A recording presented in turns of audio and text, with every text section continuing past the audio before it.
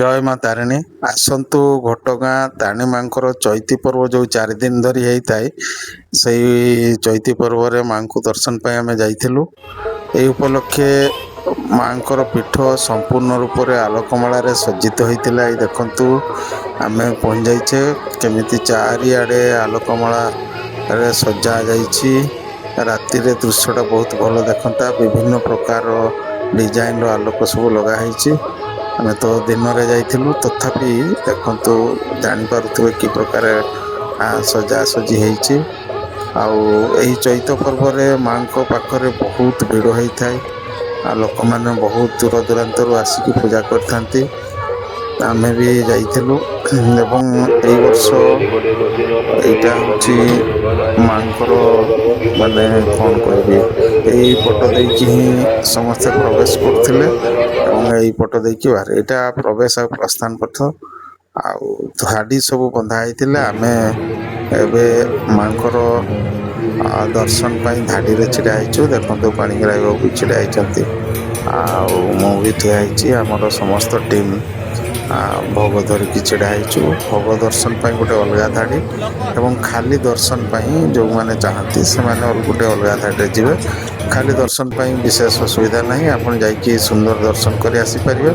କିନ୍ତୁ ପୂଜା ହେଲେ ଆପଣଙ୍କୁ ସ୍ୱତନ୍ତ୍ର ଧାଡ଼ିରେ ଯିବା ପାଇଁ ପଡ଼ିବ ଏବଂ ଭିତରକୁ ମୋବାଇଲ ଇତ୍ୟାଦି ନେବା ମନା। ତେଣୁ ବାହାରେ ମୋବାଇଲ ରଖିକି ଯିବେ, ନହେଲେ ତାଙ୍କର ଗୋଟେ ରୁମ୍ ବି ଅଛି, ସେଥିରେ ଆପଣ ମୋବାଇଲ ରଖିକି ଯିବେ। ଆଉ ଆମ ସହିତ ବହୁତ ଲୋକ ଏମିତି ଧାଡ଼ିରେ ଅଛନ୍ତି। ଏଇଠୁ ଆମର ମୋବାଇଲ ବନ୍ଦ ହେଇଗଲା। ଆଉ ୟା ପରେ ଆମେ ପୂଜା ପାଇଁ ଯାଉଛୁ। ବାହାରିଲା ବେଳେ ଦୃଶ୍ୟ ପୁଣି ଦେଖେଇବି। ଏଇ ଦେଖନ୍ତୁ, ଏଇଟା ମନ୍ଦିରରୁ ବାହାରିଲା ବେଳେ ଯେଉଁ ପ୍ରସ୍ଥାନ ଗେଟ୍, ଆମେ ଏଇ ଗେଟ୍ ଦେଇକି ବାହାରିଛୁ। ଆଉ ପାଣିଗ୍ରାହୀ ମାନେ ଆଗରୁ ଆସିଛନ୍ତି, ତେଣୁ ତାଙ୍କୁ ଏଇଠି ଆମେ ଅପେକ୍ଷା କରିଛୁ। ୟାର ଚାରିକଡ଼େ ବି ପାଣି, ପିଇବା ପାଣି ଇତ୍ୟାଦିର ବ୍ୟବସ୍ଥା ହେଇଛି। ଆଉ ଯଦିଓ ଫ୍ୟାନ୍ ଲାଗିଛି, କିନ୍ତୁ ବହୁତ ଗୁଳୁଗୁଳି ଗରମ ଥିଲା। ଆଉ ଏଇ ଦେଖନ୍ତୁ ଆମେ ପୂଜା କରିସାରିକି ଏବେ ବାହାରିଲୁଣି। ଆଉ ବାହାରେ ବିଭିନ୍ନ ପ୍ରକାର ମାନେ କ'ଣ ପ୍ରୋଗ୍ରାମ ସବୁ ଚାଲିଛି, ଭଜନ କୀର୍ତ୍ତନ ଇତ୍ୟାଦି। ଆଉ ପିଲାମାନଙ୍କର ଜିକେ କମ୍ପିଟିସନ୍ ବି ଶୁଣାଯାଉଛି, ହେଉଛି ବିଭିନ୍ନ ଅନୁଷ୍ଠାନ ତରଫରୁ। ଆମେ ଏବେ ମନ୍ଦିରରୁ ବାହାରି ଯାଇଛୁ। ଆଉ ଏଇ ଆସନ୍ତୁ ଦେଖନ୍ତୁ, ଆମେ ବାହାରକୁ ଆସିଲୁ। ଯେଉଁଠୁ ଭୋଗ ନେଇଥିଲୁ ସେଇଠି ଭୋଗ ଡାଲାଟା ଫେରାଇବା କଥା, ତେଣୁ ଆମେ ଏଇଠି ଛିଡ଼ା ହେଇଛୁ।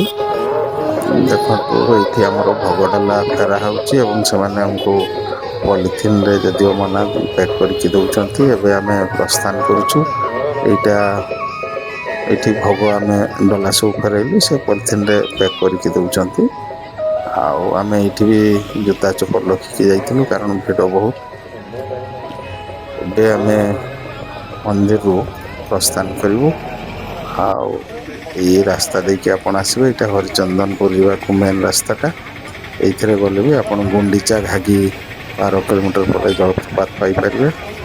ତ ଏଇଥିଲା ଆମର ମାଙ୍କର ଦର୍ଶନ, ସୁନ୍ଦର ଅନୁଭୂତି। ବହୁତ ଭଲ ଲାଗିଲା, ଯଦିଓ ବହୁତ ଗରମ, କିନ୍ତୁ ଖୁବ୍ ସୁନ୍ଦର ଦର୍ଶନ ହେଲା। ଧନ୍ୟବାଦ।